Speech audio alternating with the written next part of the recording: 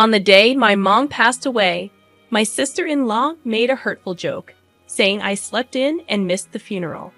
She then mentioned she wouldn't be attending. It made me angry because she had convinced my sick mom to spend a lot of money on a new house, and now she was acting this way. Trying to keep calm, I warned her she'd regret it, but she just hung up. Later, at the funeral, even my usually gentle brother was furious with her. My name's Lisa. I'm 28, single, and have a good job that keeps me busy. Despite everything, I'm doing okay. Today is a day off from work, so I went back to my mom's place after a long time. I greeted her, and we had a nice chat over tea. My mom is a kind and elegant person, but she's been living alone since my dad passed away a few years ago.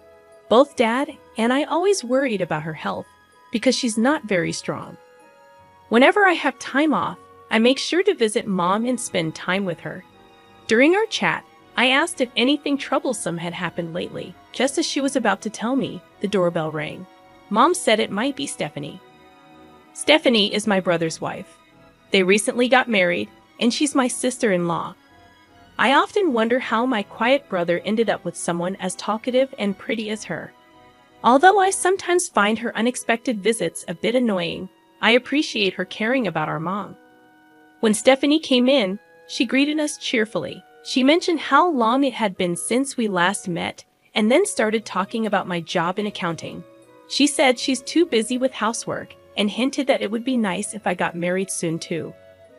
Yeah, maybe my sister-in-law acts timid around my mom, but sometimes she makes these sneaky comments to me. I'm not sure if she's trying to be mean, but it definitely makes me feel uneasy. Looks like my sister-in-law's here too, so I'll head out, I told Mom when I said goodbye. She agreed and said we should catch up more next time before seeing me off. As I left, I couldn't help but wonder if Mom was really okay with my sister-in-law. She's not one to gossip or complain, so I worry she might be keeping her feelings inside. A few months later, Mom told me that my brother was building a fancy new house. My brother makes a good living, but he's not super rich, right? And my sister-in-law doesn't work, so how are they affording such a big house? I wondered aloud. Well, I actually helped him out with some money from your father's inheritance. Mom confessed. How much? I asked. Around $20,000, Mom replied. $20K. Mom, are you serious? I exclaimed in shock. My dad always taught my brother and me to be self-sufficient once we grew up, so I couldn't understand why Mom would give away such a large amount of money.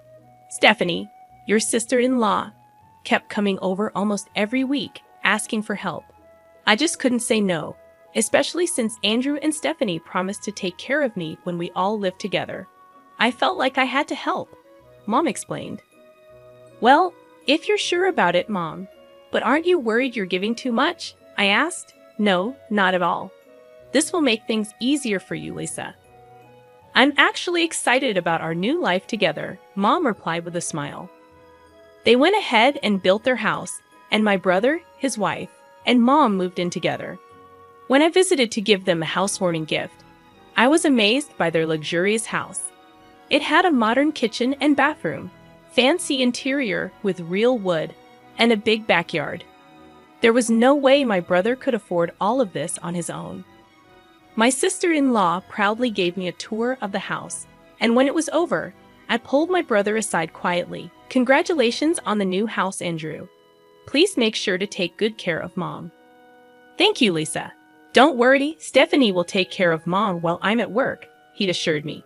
I felt guilty about Mom contributing money, but we're determined to ensure she's even happier from now on. It seems my brother wasn't aware that his wife had been asking Mom for money for the new house. He's a good and kind person, but sometimes he can be a bit clueless. Okay, just make sure you both take care of Mom. And you, focus on your job, I advised.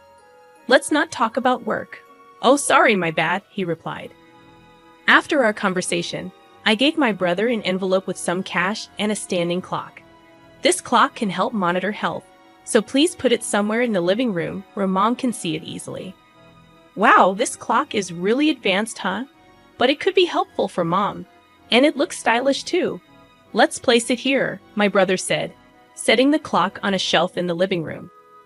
I should head home now. Take care, I said. My sister-in-law was busy on the phone in another room, so I left the impressive house with my mom and brother seeing me off. 6 months had passed, and it seemed like my mom, who had been a worry, was doing well with my brother and his wife. I was able to focus on my work, thinking that these peaceful days would continue until I received the heartbreaking news of my mom's passing. When my brother came back from work, he found our mother had stopped breathing. It appeared she had passed away alone in her room. The doctors at the hospital said her existing heart condition, worsened by stress, was likely the cause of death. Mom, why now? I wish I had come home sooner. I'm so sorry. My brother and I held onto our now lifeless mother, tears streaming down our faces. My sister-in-law, Stephanie, was not there at the time. Brother, wasn't Stephanie supposed to be home? And what do they mean by overwork? I asked, feeling puzzled. No, she wasn't home. And about the overwork, I'm not sure. Stephanie took care of all the household chores, so it doesn't make sense, my brother replied, sounding confused. Feeling uneasy, I said, well, first things first, we need to arrange Mom's wake and funeral. You'll probably need to take the lead as the chief mourner, Andrew. You're right, Lisa. Can you help me? My brother asked. So my brother and I started working hard to prepare for the memorial service. It was chaotic, trying to organize everything for my mother's funeral, finding a place, making plans, reaching out to people, and more. Somehow, we managed to get through the wake, and the next day was the funeral. While my brother and I were busy with visitors, my sister-in-law just sat around doing nothing. Stephanie didn't lend a hand or show any emotion. Despite feeling increasingly frustrated with her, the hustle and bustle of the moment kept me from confronting her. Andrew, tomorrow's the funeral, and you'll be quite occupied as the chief mourner. Why don't you and Stephanie go home for a bit? I'll stay here, I suggested. Yeah, I appreciate that, Lisa. Thank you, my brother replied. After they left, I got my work laptop out in the now empty room and started working. I barely slept throughout the night. The next morning on the day of the funeral, even though it was scheduled to start at 10 a.m., I met up with my brother at 6 a.m. to get ready. We were swamped with preparations, going over the eulogy my brother had written as the chief mourner, meeting with the funeral director, and more. My brother mentioned that Stephanie would join us later for the actual funeral. And then, around 9:30 a.m., I got a call from Stephanie. Hello, Lisa. I'm calling because Andrew isn't answering his phone. Okay, and, I just woke up, overslept. I won't be able to make it to the funeral. Struggling to keep my voice steady and not let my anger show, I replied, okay, but you might regret missing it, you know? Stephanie, I don't think that's a good decision. Anyway, I understand you're busy, but try to hang in there, I said before Stephanie hung up. Hey, was that Stephanie just now? My brother approached and asked. Yeah, she overslept and said she's not coming today, I replied. What? That's unbelievable. It's our mother's funeral, my brother exclaimed. Let's just focus on the funeral, Andrew. I'll talk to you about something afterward, I said, trying to keep things calm. Somehow, we made it through the funeral together. My brother and I paid our respects to our mother's remains, but Stephanie was still nowhere to be found. What was she thinking, not showing up for her own mother-in-law's funeral? By the way, Lisa, what did you want to show me? My brother asked, trying to shift focus. Sure, Andrew. Take a look at this, I said, pulling out my laptop. What is Displayed on the screen was the living room of my brother's house. It dawned on my brother that the clock I had given him as a gift had a hidden camera installed, meant for keeping an eye on elderly folks or pets. I had given it out of concern for Mom, but since she seemed fine, I didn't want to invade anyone's privacy, so I hadn't looked at it until now. However, yesterday, I decided to check the footage from the past week. Here it is, I said, opening a few videos. My brother watched them closely, holding his breath. What the footage showed was heartbreaking. My sister-in-law was exploiting our mother, harshly assigning all the household chores and tasks to her, from cooking to laundry to cleaning. My frail mother was being forced to work to exhaustion. While Mom was busy with the housework, Stephanie would slack off and go out. In the footage, you could occasionally see Mom clutching her chest in discomfort and hesitating to call someone on her phone, only to decide against it. Mom couldn't tell us about the mistreatment she was enduring from Stephanie. She always wanted our happiness, you know, Mom. I had no idea. Please forgive me, both my brother and I sobbed. The pain of seeing our mother in such a situation was almost unbearable. Lisa, can we see the footage from the day Mom passed away? My brother asked me. I haven't checked it, but Mom passed away in her own room, so I don't think we have any recording of her, I replied, setting the recorded footage to the date our mother passed away. After finishing her morning chores, my mother was seen clutching her chest as she headed towards her room. They said she passed away around 2 p.m. The living room was empty for a while. But as we fast-forwarded the recording, Andrew spoke up. Hey here, stop it and turn up the volume. Around noon, my sister-in-law appeared on the camera. When we turned up the volume, we could hear her voice. Hey, mother-in-law, mother-in-law. My sister-in-law called out towards my mother's room. But when there was no response, she seemed to assume my mother wasn't there. She then sat down on the sofa and made a phone call. Hello, thanks for being with me just now. It seems like the old lady is out and about, leaving the house chores half done. Wonder what she's up to. It sounded like she was talking to someone she had been with since morning. Hearing the harsh conversation, I couldn't help but grimace. My sister-in-law continued. What, she's dead?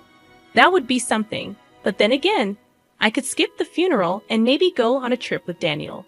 I mean, opportunities like these don't come around very often. My brother and I stared in disbelief. The person on the other end of the line was my sister-in-law's lover. Wouldn't it be nice if that really happened? Then I could make up some story about domestic abuse for my husband, get a big divorce settlement, and buy this house. Then Daniel and I can live here together. My sister-in-law continued her conversation. So, where do you want to go if we take that trip? I'm thinking. My brother abruptly interrupted. He stopped the video, his expression changing from his usual kind and gentle demeanor to one filled with anger. Lisa, I need your help. We're going to confront her. I nodded in agreement with my brother's words and immediately made a phone call. The next day, my brother called while I was at home. Lisa, she's back. Can you come over? He asked urgently. Of course, I'm on my way, I replied, rushing over to my brother's house. As I arrived, my sister-in-law came out to greet me with a forced smile. Well, hello there, Lisa. What brings you here on such short notice? You really should have let me know you were coming, she said, looking slightly annoyed. Andrew called me here. Please come this way, my brother interjected, leading us inside the house filled with the scent of incense. We all sat down at the dining table. What's going on, you two? It sounds serious, I said. I do feel bad about missing the funeral. I addressed my sister-in-law, Stephanie, in my usual tone. But ever since you moved in, you've been treating our mother like a servant, haven't you? And even though she was sick, you made her pay $20,000 for the new house. Huh. What are you talking about? I did all the housework. Are you trying to start a fight? Stephanie retorted defensively. Actually, everything has been recorded. I'm not actually an accountant. I'm a private investigator, I revealed. My brother was the only one who knew.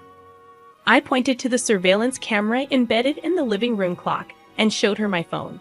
The video of my mother doing housework under my sister-in-law's command was on the screen. What? This is a violation of my privacy. What were you thinking? Delete it now. Stephanie raised her voice, clearly alarmed. I installed it. As the owner of this house, I have the right to do so. It's not a violation of privacy, my brother calmly responded. What's going on with you two? And what do you mean by private investigator? Stephanie froze, realizing something was amiss. My brother silently got on his phone, and the audio of Stephanie's phone call began to play. I might just skip the funeral and go on a trip with Daniel, and maybe make up a story about domestic abuse from my husband for a big divorce settlement. As the recording played, Stephanie's face went pale. Now this isn't what it seems. Please, hear me out, she pleaded. What's the difference? Tell me, my brother demanded. Caught off guard, Stephanie began to make awkward excuses. Well, he's just a friend. We were joking around. I didn't cheat. There's no evidence, right? But there is, I said, spreading out several pictures on the table. Images of Stephanie coming out from a nearby resort with a man, being intimate in their car, and even entering a hotel on their way back. Clear evidence of cheating. What? What's this? How did you get these? Stephanie's voice trembled. You mentioned it over the phone, didn't you? You talked about where you wanted to go on your trip and how you planned to spend the night together with him. I had someone from our company take these photos, my brother explained. How could you do such a thing during our mother's funeral? I calmly spoke. Oh, enough. What's wrong with you all? Stephanie burst out. There's no way we can stay married after this, Stephanie. We're getting a divorce, my brother declared. But I'm going to demand plenty of alimony, and you're going to have to move out of this house, Stephanie countered. Excuse me? My brother and I exchanged a glance, stunned by her audacity. I mean, when people get divorced, the wife receives alimony, right? Now, hurry up and give me my money, Stephanie demanded. Actually, that's not true. Since you cheated, you're the guilty party, and you're the one who will have to pay compensation to my brother, I intervened. What? Clearly, you're even more foolish than I thought. Pitiful, just as Lisa said. I'm going to demand alimony from you and from your lover as well, my brother added. What? And besides, it's for me to tell you to leave. Don't ever come back, Stephanie retorted, growing more agitated. No, this must be a lie, Stephanie muttered as I handed her a return suitcase and escorted her to the entrance. After closing the door, I gently patted my downcast brother's shoulder. 6 months later, my brother's divorce from Stephanie was finalized. She tried to take it to mediation, but the evidence my brother had gathered made it clear to the mediators who the guilty party was. It turned out that Stephanie had been squandering the money from their joint bank account. So my brother was able to divorce her with almost no division of assets. After that, just as he had declared, my brother claimed alimony from Stephanie and her lover. The lover, who had planned on moving in with Stephanie using the alimony from my brother, was outraged by the alimony claim and immediately broke things off with Stephanie. Having nowhere to live and being dumped by her lover, my former sister-in-law is now said to be living alone in an old apartment, working part-time. My brother went through a period of depression. He eventually sold the house, stating that he was done with marriage. Now he lives alone. Seeing my brother looking so lonely, I've been considering introducing him to a kind woman I recently met through work. She's also a divorcee, so they might be able to relate to each other easily. With those thoughts in mind, I head out and work hard again today.